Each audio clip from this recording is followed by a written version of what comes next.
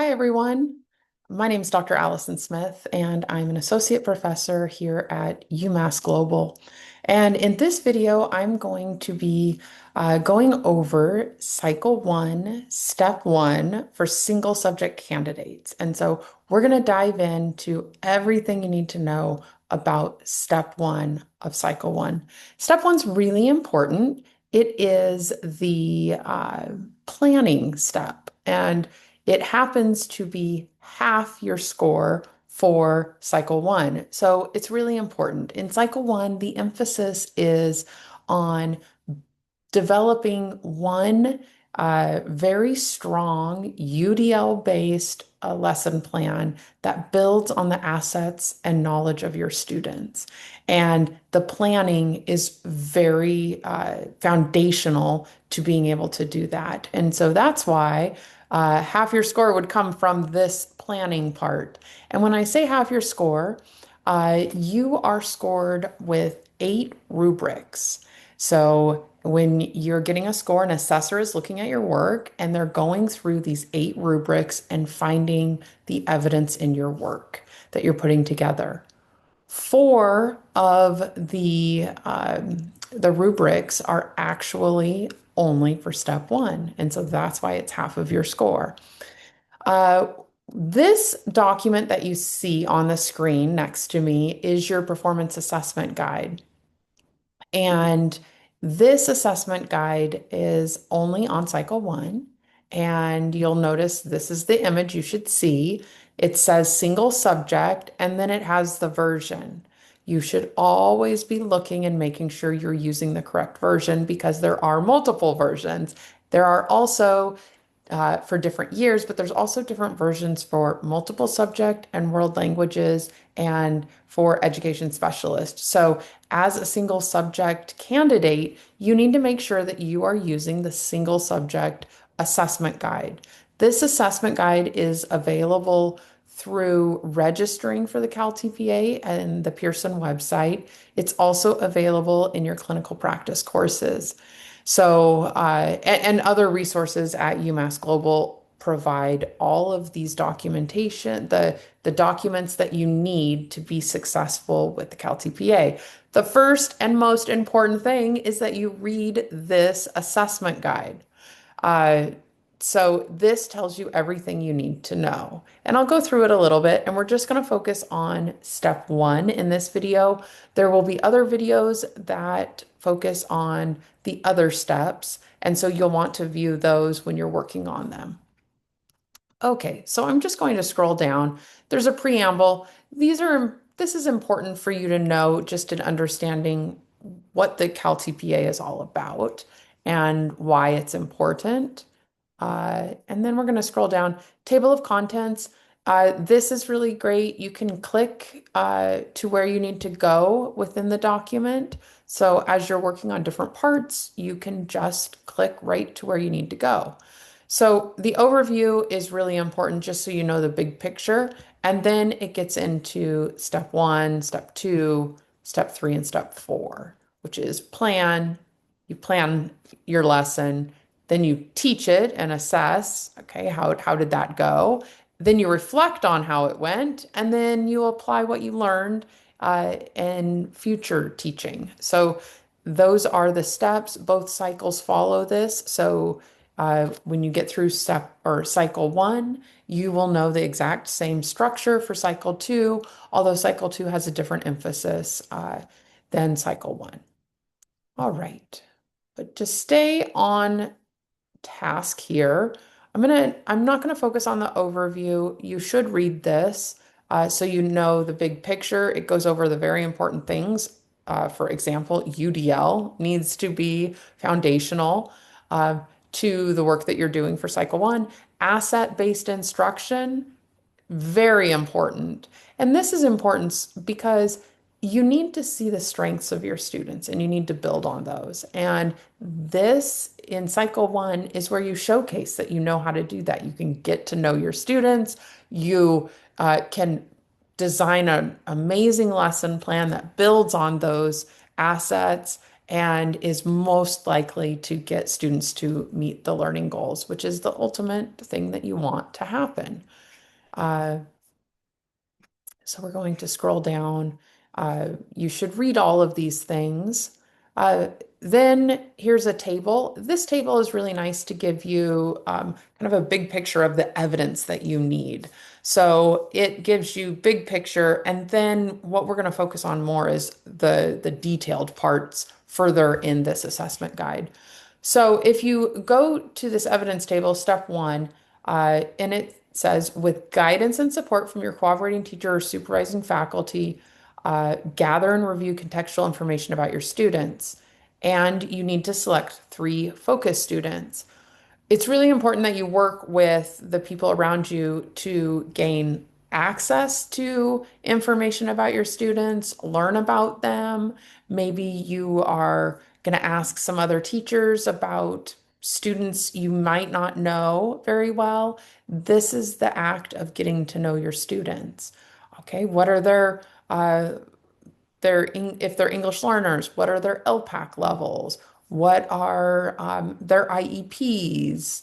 If you have students with 504s, what are those? What's on those documents? And that's what you might need help with from your support around you.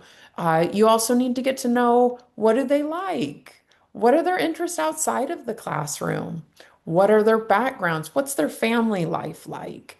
And you can gather that information through different ways. Obviously, talking with your students is great. You can also survey them, do fun little assignments where they get to share about themselves. And then you take that in and think, okay, now I know what they do outside of class. I know what their family structures are like. So you're going to want to spend time doing that.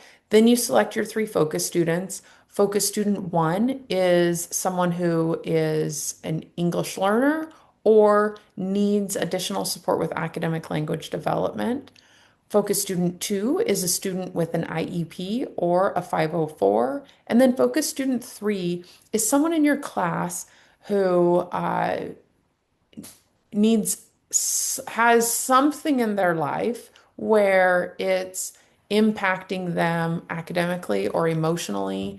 Some examples include if they are maybe in the foster care system, maybe their family dynamics are creating tensions, like maybe there's a divorce or they have a parent who's incarcerated. Maybe they're grappling with their own identity, uh, and or maybe they're experiencing bullying and they need additional supports for their to support their well-being so then they can engage in the class and be successful.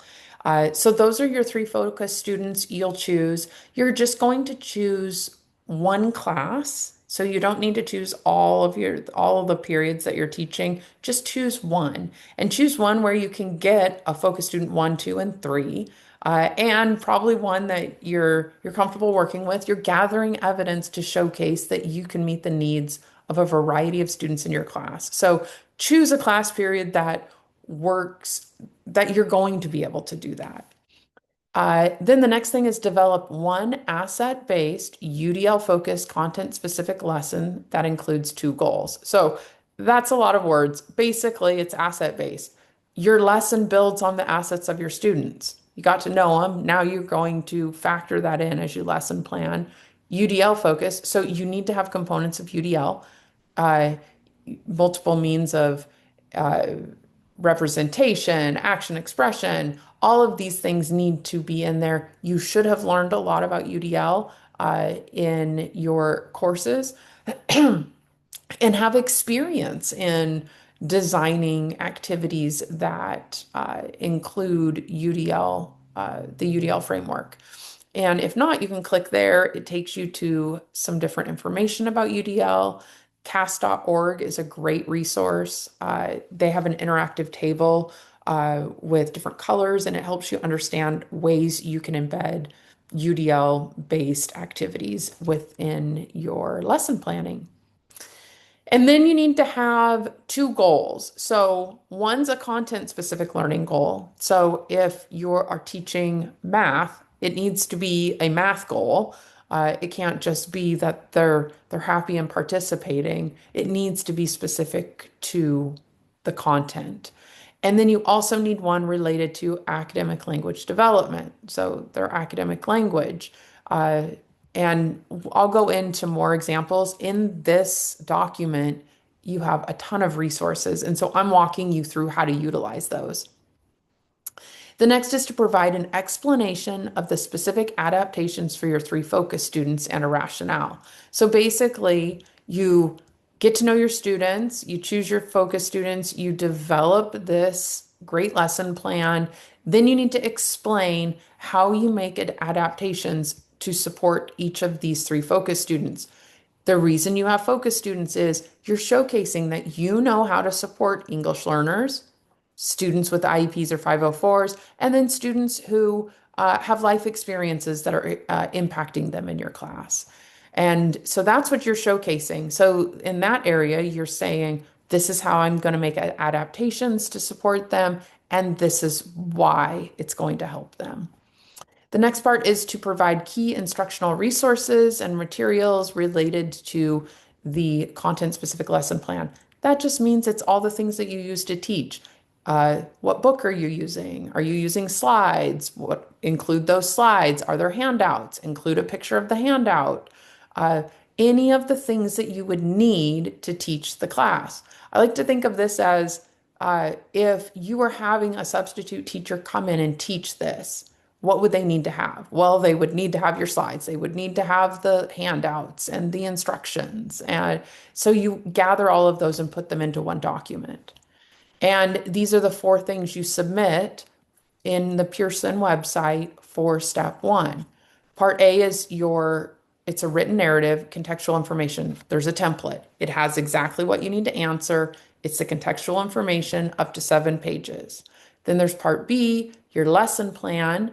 You can use the template or you can use another format, and it can only go up to 10 pages. I highly recommend you use the provided CalTPA lesson plan format. Assessors are used to seeing it, and you know all of the aspects of the lesson plan that you are going to be scored on are included. If you use a different version, a different format, you don't necessarily know if everything will be included in that. You don't want to miss out and score lower because your different format didn't have that.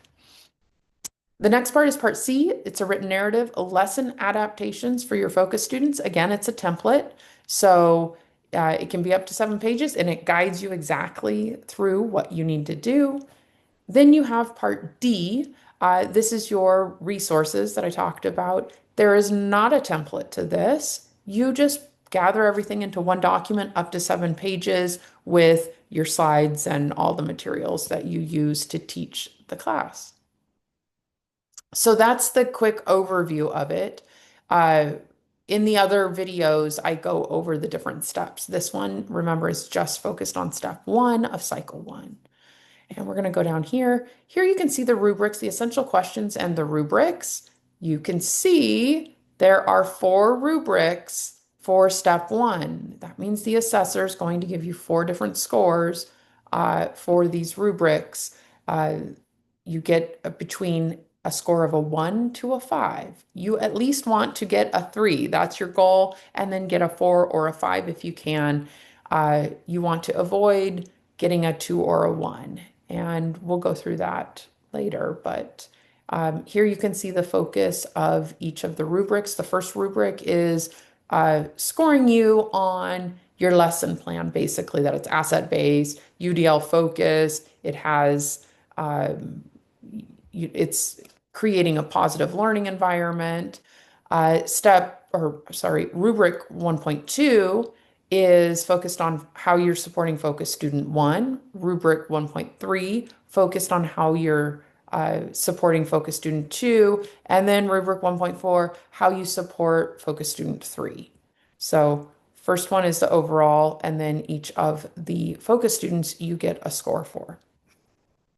You can see there's only 8 rubrics. Half your score is on this. So it's important that you do a really good job with planning. Okay, so now here I'm going to walk you through this resource on all the details on step one planning. And you are going to want to do the planning before you teach the actual lesson because you want to make sure that everything's included. So you do step one prior to steps two, three, and four. You're going to choose one group of students for cycle one. So that means just one of your classes. You're not doing all of your classes, just one. You need to get permission to be able to record. This should be allowed in all the schools because it's for your credential, but you do need to check with your school and administration to make sure. And then the first thing you do is get to know your students. The contextual information, it explains what to get to know. This is a great resource. It's a YouTube video. You can click on that and it talks about getting to know your students. Then you have your template, part A, that I had referred to, and you are going to write out all of that contextual information about who your students are. And here, these green call out boxes are always helpful because it explains the things that you need to know. So if you are not sure what cultural and or linguistic assets and or interest is, it explains it. You have links that you can go to get more information. So it's worth a read and clicking on these hyperlinks. And then here are the things you need to include in the template, the age range and grade levels, the student assets. And with student assets, remember it's inside the classroom and outside the classroom. So uh, if all of your students love to play soccer, that would be an interest to include. If all of your students are doing really great in your class. They're all meeting or exceeding the learning goals. That would be interesting to include because that is an asset that they're doing well with the content in your course. Or maybe it's the opposite. Maybe there are some other dynamics that you would need to include, but you always need to keep it asset based. So do not focus on the deficits. Don't focus on what your students can't do or don't know. Always keep it on what what they can do, what they know, what their interests are, because those are the things you can build on. You can't really build on what they can't do and don't know. So that's why you want to focus on that. And then you're going to explain the content specific knowledge. What do they already know? What can they do? Um, you're going to explain about your English learners. That means you have their LPAC scores and you explain the levels that they're at. If they aren't identified yet and they don't have an LPAC level score on the different aspects, the reading, writing, then you would explain that there are no LPAC scores available, and then you would explain how they do within your class. And so you would give just contextual information, the evidence of in your class, how they do on the different aspects of the English language. Then the next is their learning needs. Uh, and then you just explain the language of instruction if you are in a different type of school, a dual immersion, one-way immersion, biliterate, you would just note that that is the context of the school. If you're just in a typical school that's not doesn't have any bilingualism in it or dual immersion aspect, then you wouldn't need to note those things. It's English only. And again, here's a call out box to help you. And then your focus students for template A, you are going to explain each of the focus students. I've kind of gone through that, so I'm not going to read everything about it, but this explains exactly the detail you need to get. Here's the LPAC level. Uh, and if you don't have an English learner, it's someone who needs more academic language development support. Then your focus student two.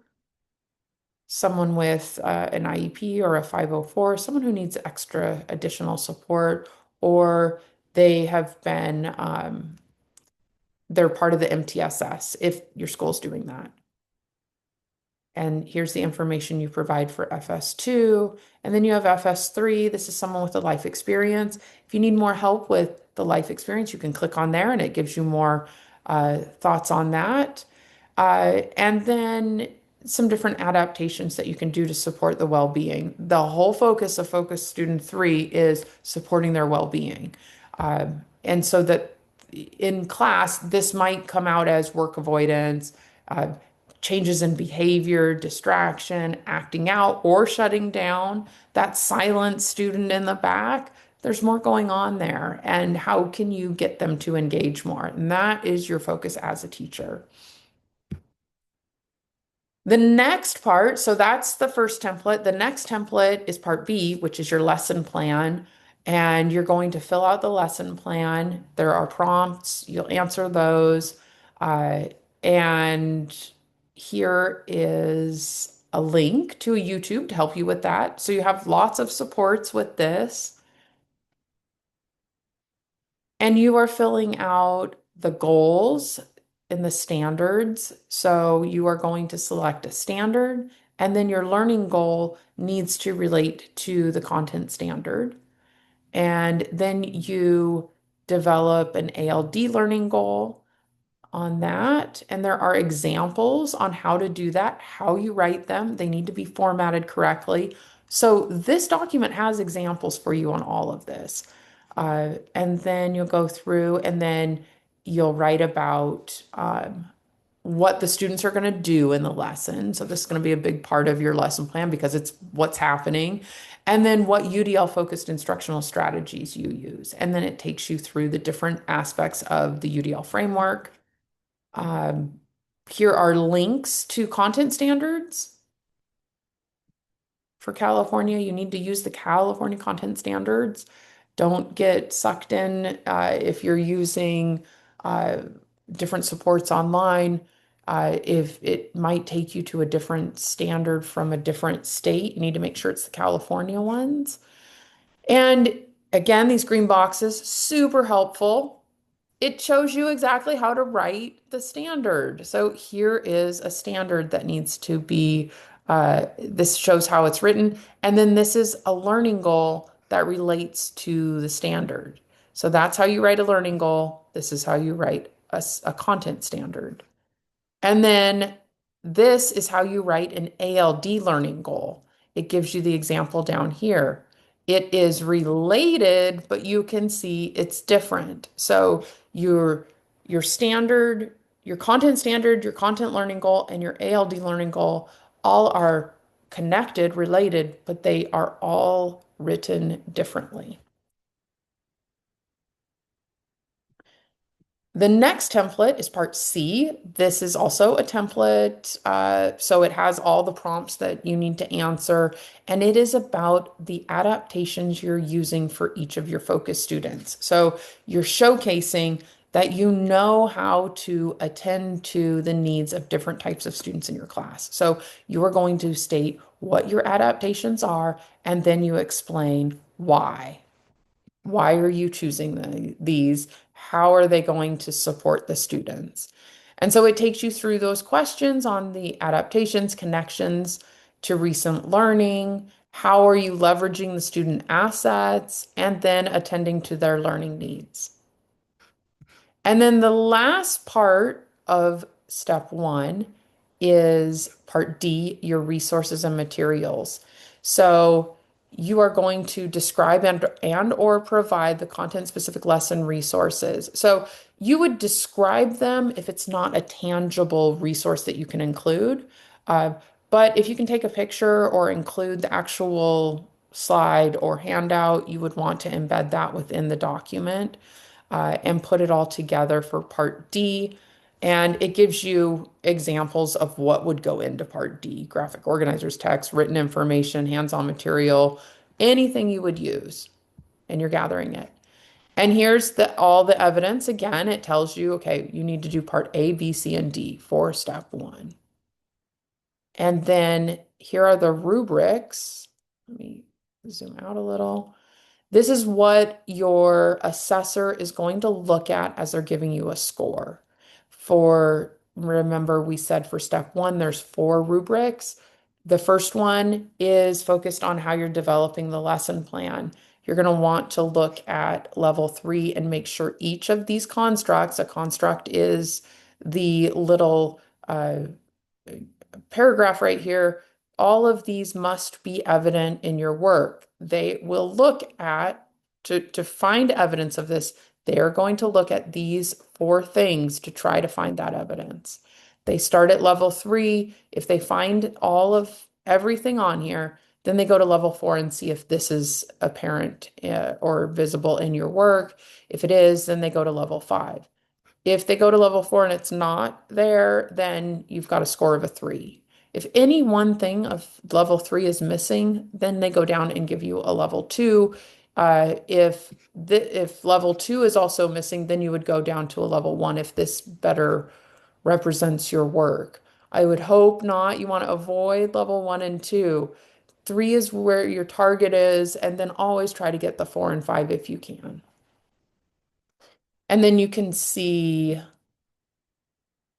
rubric 1.2. This is the one focused on focus student one.